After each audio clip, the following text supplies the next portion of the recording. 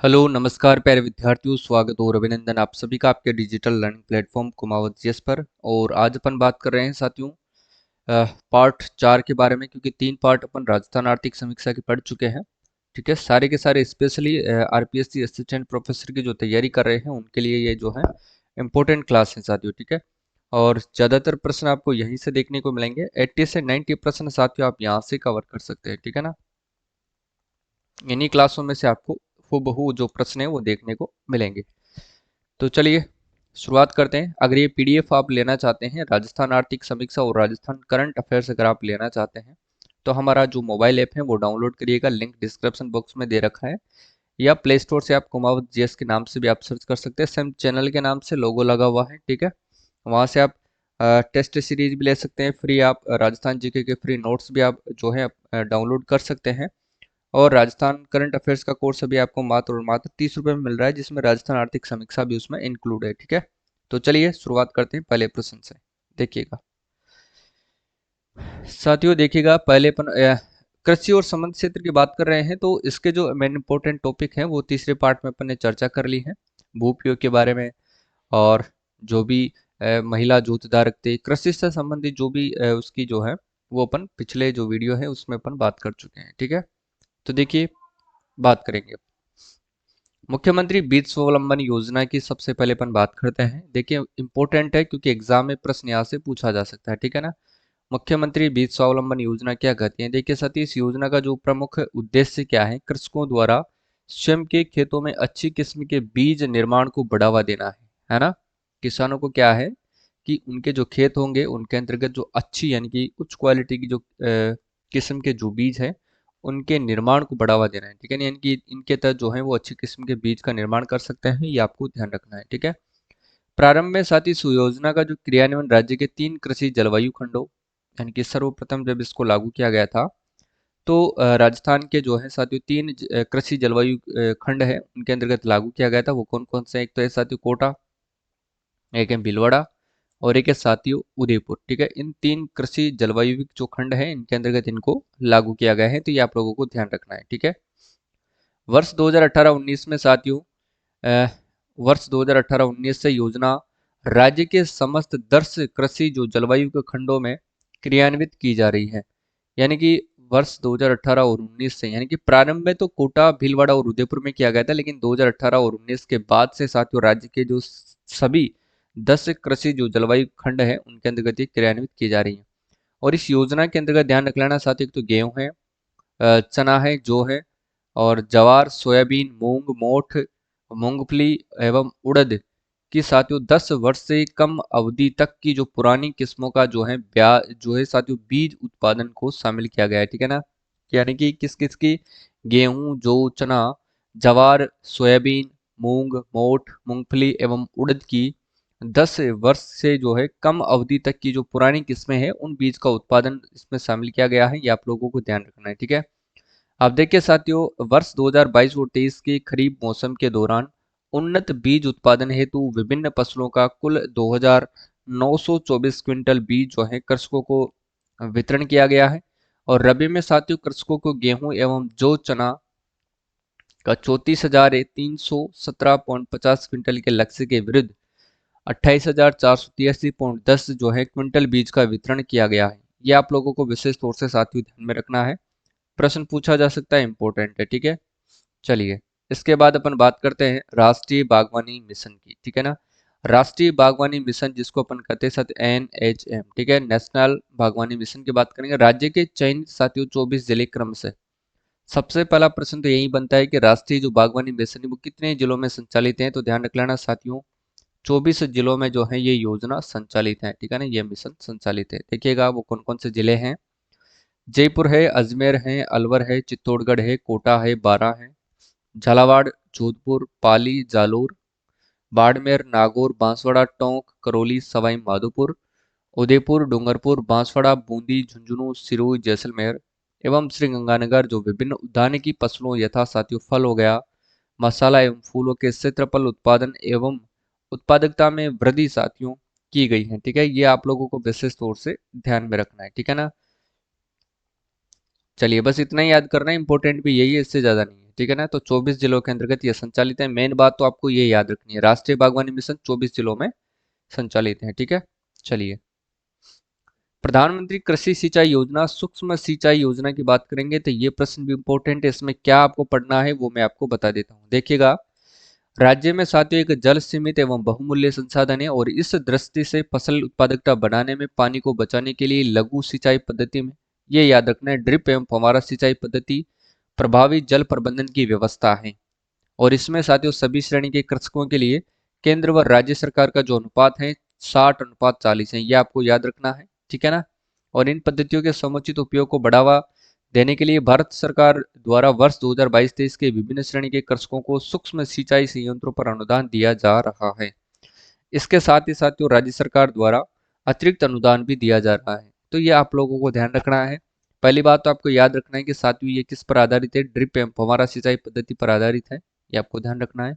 केंद्र और राज्य सरकार का जो अनुपात है साथियों इसके अंतर्गत आपको ध्यान रखना है 60:40 है, ठीक है ना। केंद्र का कितना है, सेंटर का है 60, और स्टेट का साथियों ध्यान रख लेना 40, ठीक है ना। ये आप लोगों को ध्यान रखना है, सेंटर और स्टेट दोनों ध्यान रखना है। ड्रिप एवं फव्वारा सिंचाई पद्धति पर ही आधारित है। देखिए, अब बात आती है साथियों सौर ऊर्जा आधारित पंप परियोजना यानी कि प्रधानमंत्री कुसुम योजना कंपोनेंट बी की अपन बात करते हैं। तो देखिएगा, भारत सरकार के नवीन एवं नवीकरणीय ऊर्जा मंत्रालय, नवीन एवं नवीकरणीय ऊर्जा मंत्रालय, ध्यान रख लेना, नवीन एवं नवीकरणीय ऊर्जा मंत्रालय, नवीकरणीय ऊर्जा मंत्रालय, ठीक है ना, इसके द्वारा ये संचालित है, ये आप लोगों को ध्यान रखना है। क्लियर है साथियों।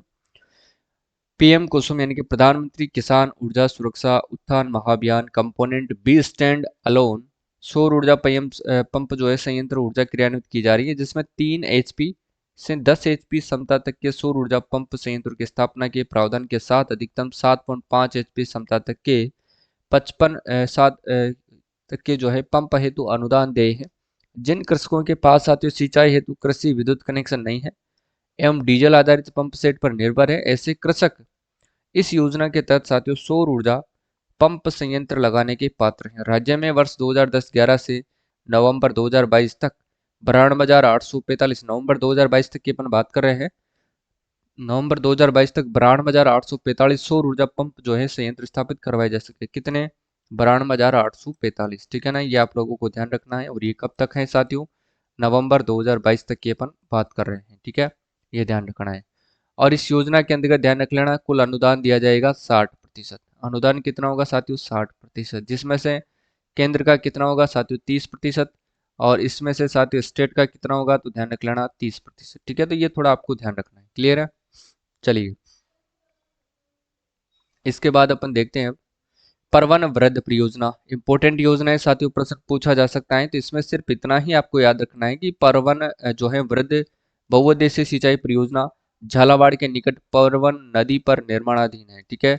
झालावाड़ के निकट किस नदी पर निर्माणाधीन है, तो पहले तो ध्यान रखना साथियों, परवन नदी के ऊपर ये निर्माणाधीन है ना, परवन नदी के ऊपर ये निर्माणाधीन है, और कहाँ पर स्थित है, झालावाड़ के निकट, ठीक है ना, झालावाड़, और नदी कौन सी है, परवन, ठीक है। राज्य सरकार द्वारा परवन परियोजना की जो है संशोधित प्रशासनिक एवं वित्तीय स्वीकृति 7,355.23 करोड़ की जारी की गई है, और परियोजना के अंतर्गत साथ 18-21 गाँव में पेयजल उपलब्ध करवाने के साथ साथ झालावाड़, बारा एवं कोटा जिलों के 637 गाँव की 2 लाख यानी कि 1400 हेक्टेयर में जो है सिंचाई सुविधा भी उपलब्ध करवाएगी। तो याद करना साथियों, पेयजल उपलब्ध करवाने के साथ ध्यान रख लेना, ये एक तो पेयजल परियोजना है, प्रश्न पूछा जा सकता है, पेयजल व सिंचाई परियोजना दोनों ही पर आधारित है, पेयजल व सिंचाई पर, ठीक है।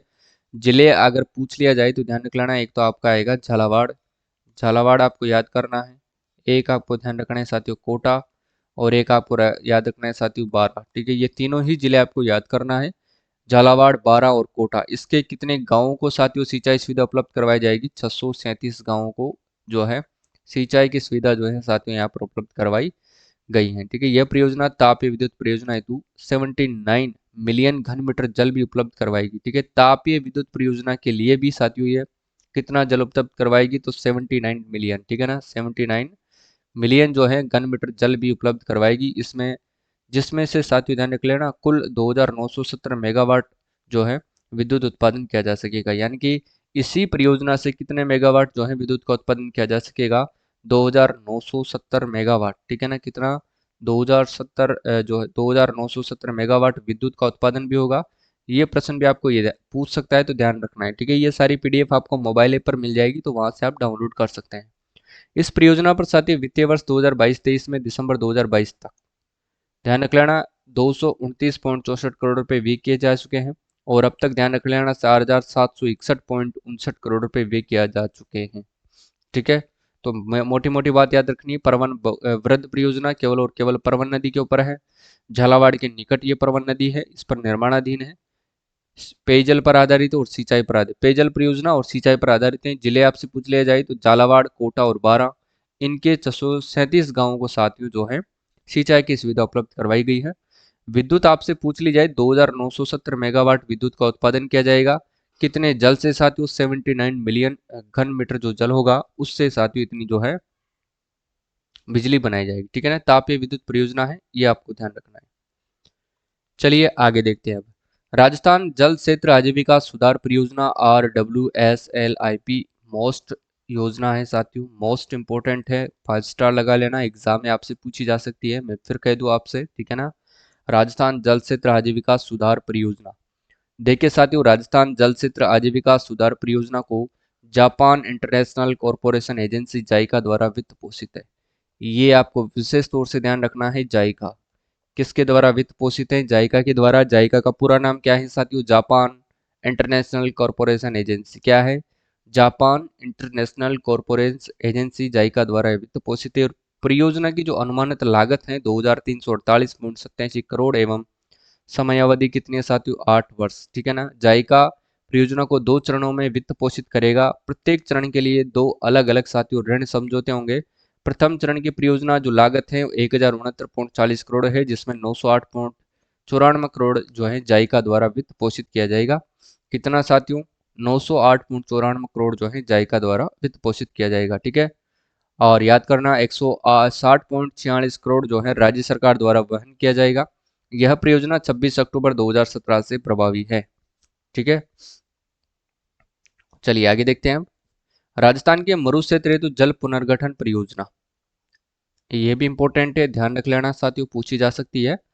राजस्थान के मरुक्षेत्र हेतु जल पुनर्गठन परियोजना RWSRPD की बात करेंगे।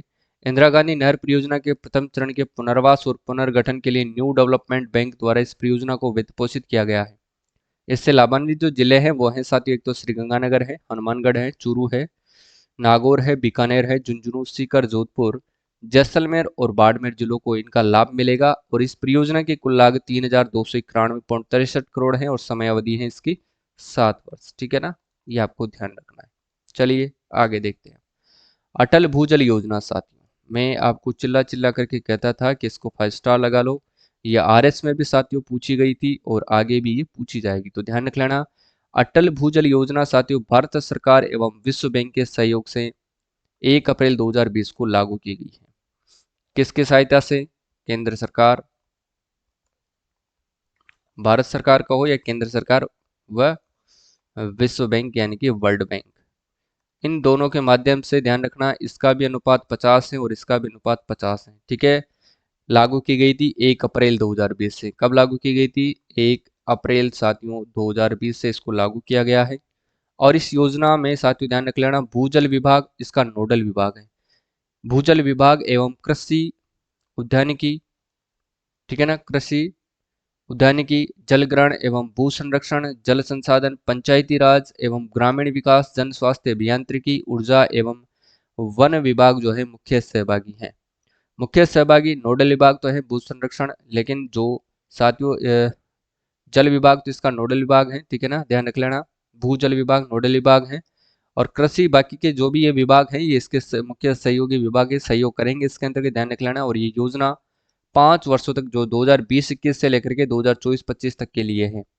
राजस्थान राज्य 5 वर्षों के लिए साथियों कुल बजट, अब देखिए राजस्थान का भी इसमें बजट है। ठीक है, वो कितना बजट है वो देख लिए। 5 वर्षों के लिए जो राजस्थान ने इसके लिए बजट प्रस्तावित किया है 1189.65 करोड़। ठीक है ना, प्रश्न इस बार इस पूछ सकता है। ठीक है ना, 1189 65 करोड़ जो है राज्य का बजट है अपने राजस्थान का। ठीक है, ये आप लोगों को विशेष तौर से ध्यान रखना है। और इस परियोजना के लिए राज्य के साथ ही 17 जिलों की, एक तो है 17 जिलों की कितनी ग्राम पंचायत समितियां हैं साथियों, ध्यान रख लेना। 38 पंचायत समितियां को शामिल किया गया है ना। पंचायत समिति तो कितनी, 38 है। अगर ग्राम पंचायतों की बात करें तो वो 1139 है। 1139 ग्राम पंचायत है। ठीक है ना, ये थोड़ा आपको ध्यान रखना है। क्लियर है, ये रहा 1139 ग्राम पंचायत। चलिए अब आगे देखते हैं। देखिएगा, पशुपालन की बात करेंगे। पशुपालन, इसको थोड़ा बड़ा करना पड़ेगा साथियों।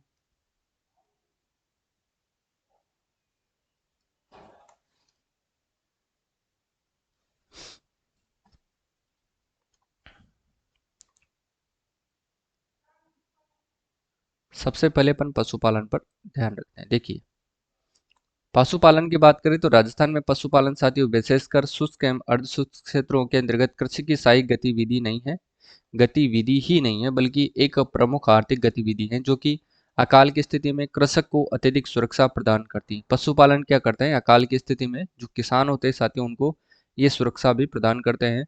और ध्यान रखना, कृषि उत्पादन के साथ साथ पशुपालन जो है राजस्थान की एक महत्वपूर्ण गतिविधि है। पशुपालन शुष्क कृषि का एक महत्वपूर्ण अंग भी है। और पशुपालन साथियों वर्षा आधारित क्षेत्र में कृषि प्रणाली की आर्थिक यानी कि व्यवहार्यता और स्थायित्व को बढ़ाता है। और शुष्क पश्चिमी क्षेत्र में पशुपालन जो सूखे एवं अकाल की मार के विरुद्ध साथियों कवच का काम करता है और गरीब जो है ग्रामीणों को सतत एवं स्थायी आजीविका प्रदान करता है। ठीक है ना, ये थोड़ा आपको विशेष रूप से थोड़ा साथियों ध्यान रखना है। देखिए, इसके बाद अपन देखते हैं अब। ठीक है ना, देखिए, राजस्थान में पशु संपदा में समृद्ध राज्य है और देश के सर्वोत्तम नस्ल के जैसे गोवंश हो गई, भेड़ हो गई, बकरी हो गई, घोड़ा व ऊंट जो है अपने राज्य में है। और राज्य में शुष्क क्षेत्र में साथ ही दूध देने वाली जो उन्नत नस्ल कौन कौन सी है। शुष्क क्षेत्र यानी कि जो अपना पश्चिमी क्षेत्र है उसके अंतर्गत जो है दूध देने वाली जो उन्नत नस्लें हैं, एक तो साथियों राठी, एक गिर है और एक साहीवाल है और थारपारकर। ये 4 नस्लें हैं जो शुष्क क्षेत्र के अंतर्गत दुग्ध देती हैं, राठी, गिर, साहीवाल और थारपारकर। दूध व खेती दोनों कार्यों के लिए साथियों कांकरेज, एक तो हो गई अपनी कांकरेज। कांकरेज के साथ साथ ध्यान रख लेना साथियों, कांकरेज हरियाणवी नस्ल के गोवंश तथा नागौरी व मालवी के संकर नस्ल प्रचुर मात्रा में है। ठीक है ना, पशु गणना 2019 के अनुसार राज्य में कुल 568.01 लाख पशुधन एवं 146.23 लाख कुक्कुट है यानी कि मुर्गियां हैं। देश के कुल पशुधन का साथियों 10.60% राजस्थान में उपलब्ध है। यहाँ देश का 7.24% गोवंश, 12.47% भैंस, 14% बकरियां और 10.64% भेड़ और तथा 84.43% ऊंट साथियों राजस्थान में उपलब्ध हैं जो कि प्रथम स्थान है। ठीक है, और राष्ट्रीय उत्पादन वर्ष 2020-21 में राज्य का योगदान दुग्ध उत्पादन 14.63% एवं ऊन उत्पादन 42.45% है। ये अपन बात कर रहे हैं साथियों दिसंबर 2022 तक। ठीक है ना, 2020-21 में राज्य का जो योगदान है, दुग्ध उत्पादन में दूसरा स्थान था, अब प्रथम स्थान पर है। ध्यान रख लेना, ऊन उत्पादन में भी प्रथम स्थान है। ठीक है, इतना आपको याद रखना है, 14.63% और ऊन उत्पादन में 42.45%। ठीक है, तो ये थोड़ा आपको ध्यान रखना है। इसके बाद अपन देखते हैं अब। देखिए साथियों, पशुपालन विभाग पशुधन में नस्ल सुधार के साथ प्रभावी स्वास्थ्य देखभाल की समन्वित सेवाएं तथा पशुपालकों में जागरूकता कार्यक्रमों में सहभागिता सुनिश्चित करने के उद्देश्य से दूरस्थ इलाकों तक पशु चिकित्सा तथा आधारभूत साथियों सुविधाएं पहुंचाने का प्रयास ये कर रहा है। और राज्य में पशु चिकित्सा संस्थाओं के विस्तार की स्थिति उल्लेखनीय रही है। ध्यान रख लेना है। ठीक है, ये तो तालिका वालिका कुछ है, ये अपने काम की नहीं है। देखिए, मुख्यमंत्री दुग्ध उत्पादक संबल योजना, प्रश्न यहाँ से भी डेफिनेट बनता है, ध्यान रख लेना। और इस योजना के अंतर्गत 2022-23 में साथियों दुग्ध उत्पादकों को 5 रुपये प्रति लीटर की दर से अनुदान स्वीकृत जो है राशि जो है जारी कर चुकी है। और इस योजना के अंतर्गत साथियों वर्ष 2022-23 के लिए 440 करोड़ का प्रावधान किया गया है। दुग्ध संघों को अप्रैल से नवंबर 2022 तक की अवधि के लिए 160.70 करोड़ की अनुदान राशि का भुगतान किया जा चुका है। इसमें सिर्फ अपने काम का है कि 5 रुपए का जो है अनुदान दे रहा है प्रति लीटर। ठीक है, ये आपको याद रखना है। इसके बाद आती है कि राष्ट्रीय कृषि विकास योजना, RKVY। इसके अंतर्गत साथियों मत्स्य प्रसंस्करण से होने वाले नुकसान को कम करने के लिए रामसागर धौलपुर, ध्यान रखना रामसागर वन्य जीव अभयारण्य भी है। धौलपुर बिसलपुर टोंक जो बांध है। राणा प्रताप सागर रावत भाटा, जहाँ पर ध्यान रखना साथियों, रावत भाटा कहाँ पर है, चित्तौड़गढ़ में, जहाँ पर हाइड्रोजन प्लांट भी जो है लगाया गया है, ठीक है ना। जवाई बांध कहाँ पर है साथियों, पाली केंद्र है। और जयसमंद उदयपुर में बांधों से मत्स्य लैंडिंग केंद्र स्थापित किए गए हैं, ठीक है ना। लैंडिंग केंद्र जो कहाँ पर स्थापित किए गए हैं, इन सभी बांधों पर किए गए हैं, ठीक है। ये थोड़ा आपको ध्यान रखना है। इसके बाद देखिए साथियों, जब अपन वन की बात करते हैं तो वनों में ध्यान रख लेना, राजस्थान में औषधीय पौधों के संरक्षण और प्रसार को बढ़ावा देने के लिए घर घर औषधि योजना शुरू की गई है। और यह विभाग की फ्लैगशिप योजना है, ठीक है। इस योजना के तहत तुलसी, गिलोय, अश्वगंधा और कालमेघ के औषधीय पौधे विभागीय पौधशालाओं में विकसित किए गए हैं। इन औषधीय पौधों के साथियों 8 पौधे यानी कि प्रत्येक जाति के दो दो पौधे राज्य के प्रत्येक परिवार को घर घर जाकर वितरित किया जाना है। स्वास्थ्य सुरक्षा की इस योजना का शुभारंभ साथियों 1 अगस्त 2021 को किया गया। और इस औषधीय पौधे वितरण के प्रथम चरण का शुभारंभ साथियों 2 अक्टूबर 2021 को किया जा चुका है। और इस योजना के अंतर्गत दिसंबर 2022 तक लक्ष्य यानी कि 126.51 लाख पौधों के विरुद्ध 127.00 लाख पौधे वितरित किए जा चुके हैं, ठीक है। ये आपको ध्यान रखना है। इसके बाद देखते हैं लव कुश वाटिका। प्रत्येक जिले में साथियों दो दो लव कुश वाटिका, एक एक लव कुश वाटिका बनेगी, सॉरी, जिसमें साथियों 2 करोड़ रुपए की लागत आएगी, ये आपको ध्यान रखना है। लव कुश वाटिका विकसित की जा रही है और इन वाटिकाओं में मनोरंजन की गतिविधियां होगी, पैदल इसमें ट्रैक बनाए जाएंगे, जल निकाय बनाया जाएगा, पक्षियों को देखने की सुविधा होगी और जागरूकता के साइन बोर्ड यानी कि बेंचे इत्यादि सुविधाएं आगंतुकों के लिए उपलब्ध होगी, ठीक है ना। ये थोड़ा आपको ध्यान रख लेना है, बस इतना याद करना है कि लव कुश वाटिकाएं कितनी कितनी लगवाई जाएगी, कितने करोड़ का बजट रहेगा। अब देखिए साथियों, जन औषधि केंद्र, ये भी प्रश्न इंपॉर्टेंट है, यहाँ से आपके बन सकता है, तो ध्यान रख लेना। प्रधानमंत्री जन औषधि परियोजना के अंतर्गत कॉनफेड द्वारा 200 जन औषधि केंद्रों की स्थापना की जाएगी। और वर्तमान में जन औषधि केंद्र साथी उदयपुर, जोधपुर, झुंझुनू, डूंगरपुर जिलों में थोक उपभोक्ता भंडार द्वारा, जयपुर में कॉनफेड द्वारा संचालित किए जा रहे हैं। एक जन औषधि केंद्र साथियों सवाई मानसिंह अस्पताल, जयपुर में एक और केंद्र साथियों संतोखबा दुर्लभ जी मेमोरियल हॉस्पिटल और SDMH जयपुर में कॉनफेड द्वारा संचालित किया जा रहा है, ठीक है। तो आज के लिए बस इतना ही। और ये PDF साथियों राजस्थान आर्थिक समीक्षा के शानदार नोट्स अगर आप लेना चाहते हैं, ये सारी PDF जो मैं पढ़ाता हूँ ये आपको वहाँ पर मिल जाएगी। सभी के सभी मैंने आर्थिक समीक्षा से वही स्क्रीनशॉट लेकर के ऑथेंटिक डेटा के साथ आपको मैंने ऐप पर प्रोवाइड करवा दिया, इनसे बाहर आपको कुछ नहीं पढ़ना है, ठीक है। 90% साथियों आपको यहीं से प्रश्न देखने को मिलेंगे, ये मेरी गारंटी है। और इसकी जो प्राइस है भी मात्र और मात्र 30 रुपये है। बाद में इसमें साथियों आपको राजस्थान करंट अफेयर्स और राजस्थान की इकोनॉमिक सर्वे साथ आपको मिलेगा, ठीक है। 20 मॉक टेस्ट आपको फ्री दिए जाएंगे, ठीक है ना, ताकि आप इसकी प्रैक्टिस कर सकते हैं, ठीक है। और सारी PDF आपको वहाँ पर मिल जाएगी, तो एक साथ आप सबको प्रिंट निकलवा करके भी आप अध्ययन कर सकते हैं, ठीक है। और राजस्थान करंट अफेयर्स की RPSC असिस्टेंट प्रोफेसर के नाम से प्लेलिस्ट बनी हुई है, जिसमें अपन ने मंथ वाइज जो है मंथली करंट अफेयर्स के साथ इनको कवर किया है।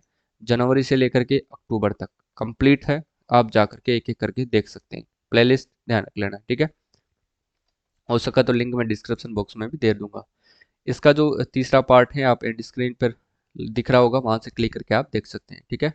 तो आज के लिए बस इतना ही, मिलते हैं कल की क्लास में, तब तक के लिए आप सभी को जय हिंद, जय भारत।